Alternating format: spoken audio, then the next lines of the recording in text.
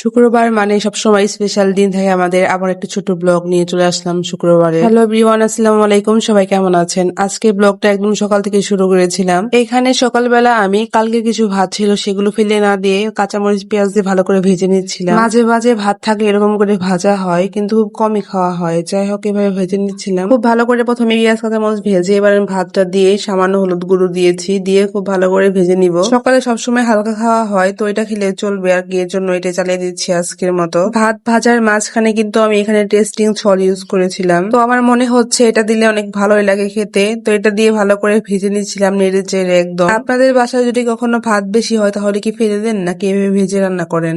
অবশ্যই বলে যাবেন। শুধু ভাত বাজি দিয়ে তো আর খাওয়া হয় না, এর জন্য একটি ডিমও ভেজে নিচ্ছিলাম। এই হচ্ছে সকালের একদম হালকা নাস্তা আমার। তো আপনারা কে কে দিয়ে নাস্তা করেছেন অবশ্যই কমেন্ট করে বলে যাবেন। খুব তাড়াতাড়ি করে রান্না করছিলাম। সকালে রান্না কখনো ভিডিও করতে পারি না, কারণ অনেক প্যারা থাকে রান্নার সময়। শুক্রবারে একটু রিল্যাক্স রান্না করতে পেরেছি, কারণ শুক্রবারে তো আর কারোর অফিস টফিস নেই। তো এইভাবে আমি রান্না করে নিয়েছি। আর এখানে আমি গরুর মাংসটা আগে ম্যারিনেট করে রেখে দিব। সব সময় দেখা যায় আমি মাংস রান্না করলে আগে ম্যারিনেট করে রেখে দেই। তো আপনারা কিভাবে রেখে দেন? নর্মালি সবাই যেভাবে রান্না করে আমি সেভাবে রান্না করেছি। এখানে শুধু আগে ম্যারিনেট করে রেখে দিয়েছি, এইটুকু আর কি। তো সবভাবে রান্না করতে পারি আলহামদুলিল্লাহ, সবভাবে রান্নার চেষ্টা করি। তো আজকে এইভাবে রান্না করছি। ম্যাক্সিমাম দেখা যায় আমি এইভাবে রান্না করি। তো ওইভাবে মেখে রাখার 1 ঘন্টা 1.5 ঘন্টা পরে আমি রান্না করতে চলে এসেছি। এখানে আমি এলাচ, দারচিনি, তেজপাতা, পেঁয়াজ সবকিছু দিয়ে সোমবার দিয়ে নিয়েছিলাম প্রথমে। এইগুলো একটু হালকা ভেজে এখানে আমি দিয়ে দিব মেখে রাখা মাংসগুলো। খুব ভালো করে ভেজে ভেজে নিয়ে তারপরে পানি দিয়ে কষাবো। আমি কিন্তু প্রথমে পানি দিয়ে কষাচ্ছিলাম না, প্রথমে এমনি মাখানো মশলাটা কষাচ্ছি, তারপরে একটু ভাজা ভাজা হলে পানি দিয়ে কষাবো।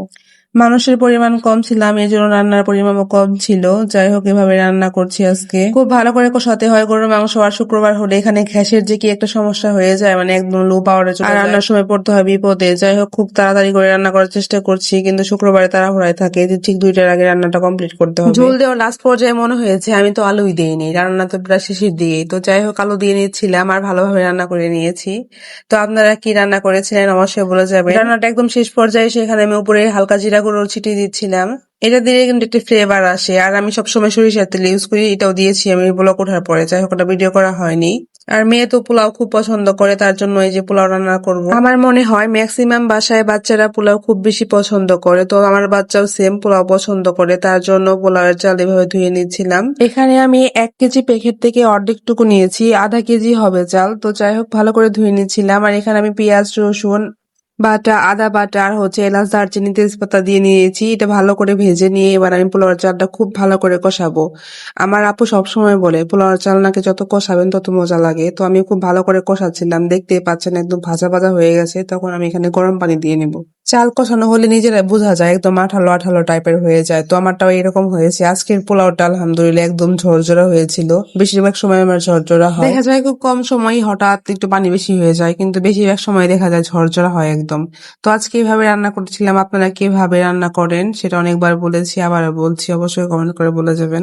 একদম লাস্ট পর্যায়ে ছিল পটল ভাজা। শুধু মাংস দিয়ে তো আর খাওয়া যায় না, সাথে একটা ভাজা করতে হবে অবশ্যই। তো আজকে পটল ভাজা করেছিলাম, বাসায় পটলই ছিল। একবার ডিম করতে চেয়েছি, কিন্তু ডিম আমার এত বেশি পছন্দ না। তো যাই হোক, এইভাবে পটলটা ভেজে নিয়েছিলাম আর রান্নাটা একদম কমপ্লিট হয়ে যায়। আজকে রাতের জন্য আলাদা কিছু রান্না করবো না, এগুলো দিয়ে চলে দিব। তো আজকে হাজবেন্ড যেহেতু বিকেলে বাসায় ছিল, তাকে বিকেলে নাস্তা করে দিচ্ছিলাম নুডলস। আমার মেয়ের এবং মেয়ের বাবার দুজনের নুডলসটা খুব ভীষণ পছন্দের, তো আমি মাঝে মাঝেই করে দেই। প্রথমে আমি 1 প্যাকেট নিয়েছিলাম, পরে মনে হলো যে 1 প্যাকেটে হবে না, হয়তো আরেক প্যাকেট নিয়ে নেই। যখন পানিটা অর্ধেক গরম হয়েছে তখন আমি দিয়েছি, আর দিয়ে নিয়েছিলাম একটু সয়াবিন তেল, আর হচ্ছে দিয়ে নিয়েছিলাম কিছু লবণ। এবার খুব ভালো করে ঝরিয়ে নিয়ে এখানে এসেছি আমি ডিম ভাজি করতে। প্রথমে একটু তেল নিয়েছি আর 2 ডিম দিয়ে ভালো করে ভেজে নেবো, একদম ঝুড়ি ঝুড়ি করে ফেলবো ভেঙে। তারপরে সাইড করে নিয়ে এখানে আমি তেল দিয়ে এবার পেঁয়াজ কাঁচামরিচ কুচি দিয়ে ভালো করে ভাজবো। তো আমি কিন্তু নুডলস এইভাবে রান্না করি, বেশি দেখা যায়। তো উঠিয়েও রান্না করি, ডিমটা উঠিয়েও কিন্তু রান্না করা যায়, তো করি ওইভাবেও করি। এভাবে রান্না করছিলাম আজকে। আর নুডলসটা দিয়ে দিচ্ছি, এবার আমি মশলা দিয়ে নিব আর দিয়ে দিব টেস্টিং সল্ট। এটা দিলে তো খাবারের স্বাদটা মনে হয় বেশি বেড়ে যায়। এক পর্যায়ে ভালো করে মিশিয়ে এবার রান্নাটা শেষ করে নিচ্ছি। তো এই ছিল আজকে সারাদিনের রান্না বান্না। তো ধন্যবাদ সবাইকে, ভালো থাকবেন। ভিডিওটি ভালো লাগলে অবশ্যই একটু লাইক কমেন্ট করে যাবেন। ধন্যবাদ, আসসালামু আলাইকুম।